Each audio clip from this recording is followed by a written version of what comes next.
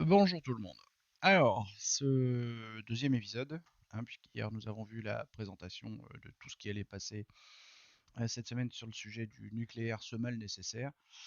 Encore une fois, le discours va pas du tout être anti-nucléaire. Après, c'est à vous de juger si c'est pro-nucléaire, puisqu'il faut obligatoirement une ambivalence. Mais on peut, je pense, être ni anti, ni pro, juste être raisonnable et enlever tout l'émotionnel. C'est pour ça que on va commencer par démystifier tous les dangers du nucléaire, puisque, pour rappel, traverser la rue est beaucoup plus dangereux que de vivre à côté d'une centrale nucléaire. C'est une question de statistique. Les dangers du nucléaire. J'ai essayé de les lister en allant chercher justement sur des sites anti-nucléaires la liste des dangers. Je pense que je suis arrivé à quelque chose de pas trop mal. D'abord, on va essayer de démonter une idée reçue. Euh, pour bien comprendre que dans la vie, tout est radioactif, sans aucune exception. C'est une histoire de niveau de rayonnement et de puissance de rayonnement. Euh, Par exemple, quand on va faire une radio, moi j'ai eu un accident de moto il y a quelques temps, des radios j'en ai fait un paquet, des scanners j'en ai fait, des IRM, tout ça. Alors il y a les IRM, c'est résonance magnétique, donc ça va, c'est pas radioactif. Par contre, la radio par elle-même, il y a une aiguille de cobalt 60, quoi, à l'autre bout, et pendant un millième de seconde, on m'envoie un shoot de radioactivité. Donc faire une radio, c'est radioactif. Du temps où on avait des télés cathodiques, la télé cathodique, c'est radioactif. Quand j'ai fait mon stage RPIE en 1988, alors le stage RPIE, pardon, j'ai plus l'acronyme exact, mais c'est radio protection. Et après, IE, ça doit être entreprise, I, je sais plus. C'est un stage d'une semaine qui est obligatoire. Enfin, à l'époque, je me suis pas renseigné si c'était encore valable. Je vous parle de ça en 88. À l'époque, c'était obligatoire. Tant qu'on n'a pas fait son stage RPIE, premier niveau, on n'a pas le droit d'aller travailler en centrale nucléaire ou en milieu radioactif. Et il y avait le RPIE 2 qui permettait d'être un chef d'équipe, et le RPIE 3 qui donnait encore plus de capacité de réaction. C'est un stage où on apprenait les comportements adéquats dans les centrales, où on apprenait les comportements adéquats en cas de pépin, et ainsi de suite, et ainsi de suite. Vraiment des choses très encadrées. Et à l'époque, le prof qu'on avait nous a expliqué que quelqu'un qui passerait 8 heures par jour devant sa téloche ramasserait plus de radioactivité que quelqu'un qui allait travailler en centrale nucléaire, dedans, en zone chaude, par exemple. Nos amis bretons, parlons un peu de nos amis bretons, puisque je les aime beaucoup. J'ai vécu 12 ans à Vannes, donc même si je suis pas breton moi-même, je sais un tout petit peu de quoi je parle en matière de bretonnage. Il y a très longtemps, avant Fessenheim, il y avait une centrale dans les monts d'Arrée. Donc si vous allez en Bretagne, vous parlez avec les vieux, eux, ils pourront vous en parler. Les jeunes, ils ont complètement oublié le truc, ils savent même plus. Bien entendu, le lobby breton, on veut pas de la centrale chez nous, on veut pas de la centrale chez nous. Ah. Oui, alors le massif armoricain est 2 fois plus radioactif que la centrale qu'il y avait dessus. D'accord. C'est-à-dire que les Bretons, en fait, pas ceux qui vivent au bord de la mer, ça va, mais ceux qui vivent à l'intérieur des terres, ils sont pétés en permanence de radioactivité granitique. Donc voilà, on peut commencer par démonter cette idée reçue. Dans la vie, tout est radioactif. Donc une centrale, effectivement, va concentrer de l'uranium, qui est un élément bien plus radioactif que la moyenne, oui, euh, mais c'est protégé. Et on va le voir. L'un des plus grands fantasmes que j'ai entendu depuis 30 et quelques années qu'on parle de nucléaire et qui revient en ce moment très régulièrement, c'est le risque d'accident. Ok, il y a un risque d'accident. On en parle de l'usine à Rouen là, qui a pété, qui a fait des dégâts chimiques dans tous les sens. Bah, elle aussi avait un risque d'accident. Ah, toutes les usines Céveso, c'est pas radioactif. Bah alors, quand ça pète. Alors, revenons sur les accidents. Et on va essayer de faire dans l'ordre. Ouais, je vais reprendre dans l'ordre chronologique. Le tout premier accident dont plus personne ne parle parce que tout le monde a oublié, c'est celui de Three Miles Island qui est aux États-Unis. Aucun mort malgré le relâchement d'un petit peu de radioactivité dans l'air et la fonte partielle d'un réacteur, pas d'explosion, pas de réaction en chaîne. Il y a un lien Wikipédia sur la liste de tous les accidents en description. Puis on a eu Tchernobyl. Alors là, la balèze, gros accident qui lui a fait des morts à cause de l'accident lui-même. La seule chose, l'une des deux choses, c'est que Tchernobyl, c'est quelque chose qui est impossible à reproduire en France pour deux raisons. Alors c'est pas l'une des deux choses, pardon, c'est pour deux raisons. Tchernobyl, on ne peut pas le reproduire en France. Premièrement et de loin parce que c'est une centrale de conception soviétique. Nos centrales à nous ne sont pas faites du tout pareil. Je crois que c'est mercredi, j'ai posté un interview entre Tatiana Ventose et Tristan Camin qui explique justement les principes de conception de centrale. Donc déjà, juste pour une problématique de conception, reproduire Tchernobyl est impossible en France. Et la deuxième chose pour laquelle c'est impossible, c'est que même si on avait la même conception, on n'a pas la même méthode de gestion. C'est-à-dire que les décisions que le directeur de la centrale de Tchernobyl en avril 86 a prises, ces décisions-là, ne peuvent pas être appliquées en France, parce que là où c'était un seul mec qui avait le pouvoir, en France ils sont trois. Donc Tchernobyl, pour le nucléaire français, c'est un faux problème. Il y a eu des morts, il y a eu toute une zone qui a été irradiée, il y a eu... Oui, ok, c'est énorme, c'est colossal comme truc. Mais par rapport au nucléaire français, Tchernobyl est un fantasme. C'est un fantasme dans la tête des Yannick Jadot, des Sandrine Rousseau et tous ces gens-là qui n'ont pas compris que leurs petites éoliennes ne suffiront jamais à fournir l'électricité. Et le dernier en date, c'est notre ami Fukushima. Donc Fukushima, on se rappelle, 0 mort. Alors, 0 mort à cause de la centrale. 0 mort à cause de la centrale. Ce qui a tué les gens à Fukushima, c'est l'événement climatique et l'événement, je sais pas, le séisme, je sais pas comment c'est, géologique, pardon. D'accord. euh, Du coup, Fukushima à reproduire en France. Alors, ok, c'est pas impossible. Hein. En France, on a des tremblements de terre. Encore une fois, moi qui vis à Nice, depuis 5 ans, j'en ai vaguement senti un, tout petit. Parce qu'il y a 3 ans, je crois, ou 4 ans, on a eu un 3,4 sur l'échelle de Richter. Celui de Fukushima, je sais plus combien il était, mais je crois que c'est 6, 7. Enfin, ça tremblait, vraiment. Hein. Donc déjà, en France, avoir des tremblements de terre de la taille de celui qu'il y a eu à Fukushima, hein, de mémoire d'homme, on n'en a pas eu. Et mais en plus, il y a le tsunami qu'il faut avoir par-dessus. Parce que à Fukushima, le tremblement de terre a été géré.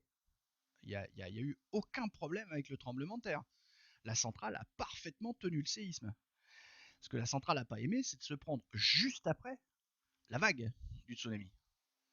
C'est la conjonction des deux qui a généré le problème à Fukushima. Donc on commence à aller vachement loin dans le risque d'accident. Donc voilà, je veux dire, à ma connaissance, à part Flamanville, qui est vraiment en bord de mer, enfin, pardon, en bord d'océan, puisque Flamanville, vu que c'est sur la côte ouest du Cotentin, c'est l'océan Atlantique, enfin c'est le début de la Manche et l'océan Atlantique, c'est là le tsunami le plus probable, parce que même celles qui sont en baie de Somme, les Gravelines et compagnie, un tsunami dans la Manche, j'ai du mal à imaginer.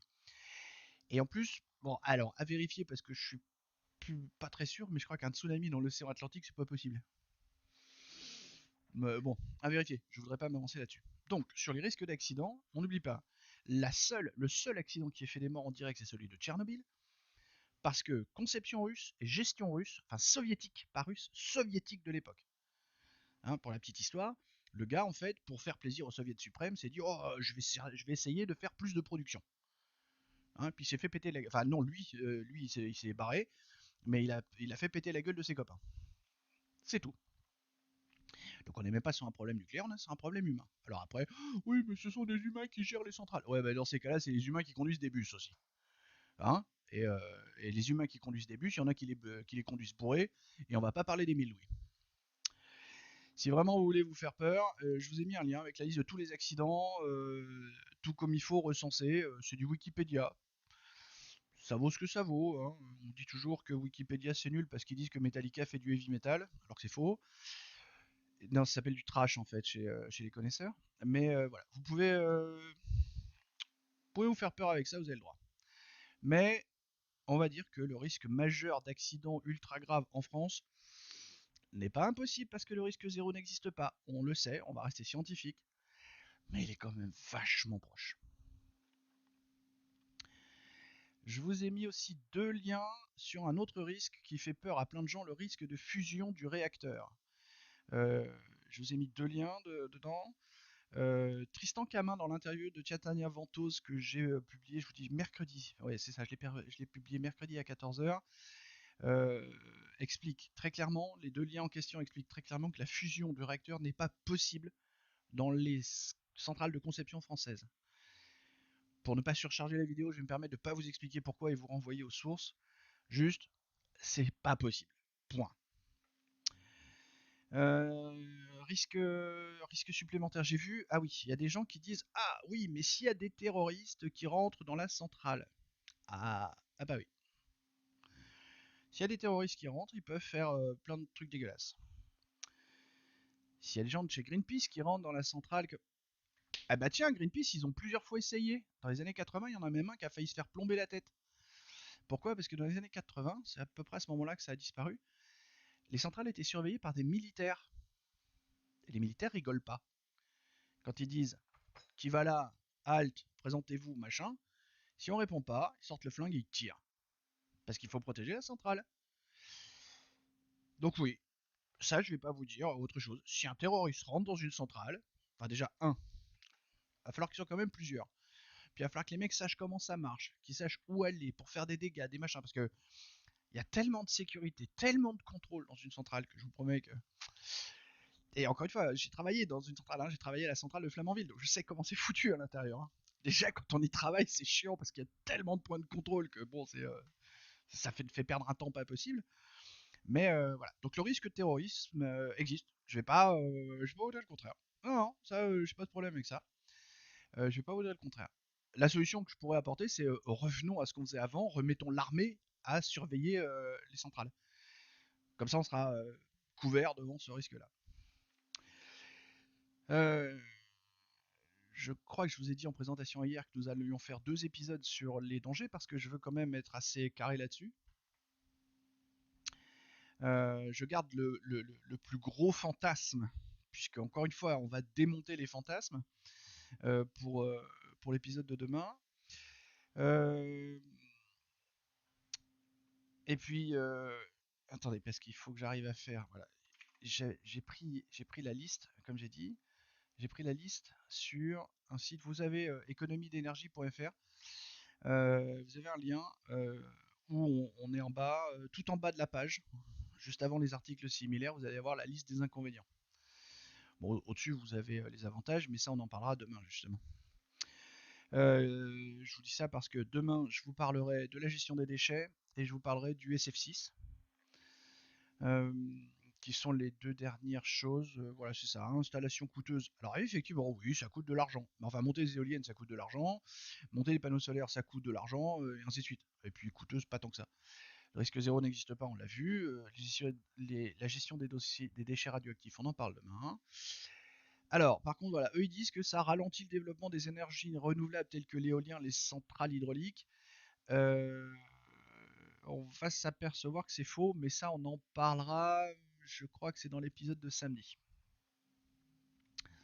C'est faux parce qu'au moment où ils ont rédigé ça, ils n'étaient pas pleinement conscients d'abord du dernier rapport du GIEC, et puis de 2-3 autres trucs sur la dérive du besoin d'énergie électrique. Ils avancent que la chaleur dégagée par les centrales contribue au réchauffement climatique. Alors, moi je trouve que c'est un peu capillotracté, mais j'ai plus de cheveux, donc voilà.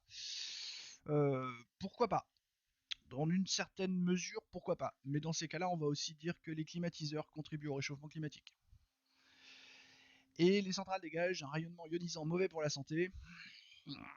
Bah oui, oui, on va pas dire le contraire. Mais je vous promets, allez faire un tour dans une centrale. Une fois dans votre vie, vous allez voir que euh, c'est pas si grave que ça, vraiment. Et surtout, la téloche, hein, la télé cathodique, ça en envoie plus. Les smartphones, ça envoie des trucs beaucoup plus dégueulasses dans votre cerveau. Tous les rayonnements magnétiques ou ionisants, ça envoie des trucs, c'est pas bon.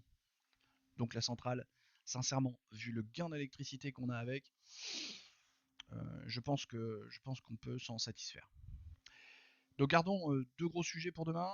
Enfin, le gros sujet, c'est vraiment les déchets je vais vous parler justement de choses très précises sur la gestion des déchets pour vous démontrer que c'est un sujet qu'on maîtrise. Et puis un autre déchet qui fait très plaisir à notre ami Yannick Jadot, mais bizarrement depuis 3 semaines je ne l'ai pas entendu en parler parce qu'il s'est fait démonter. Mais c'est effectivement quelque chose qui pose un problème dans l'exercice de la production d'électricité nucléaire.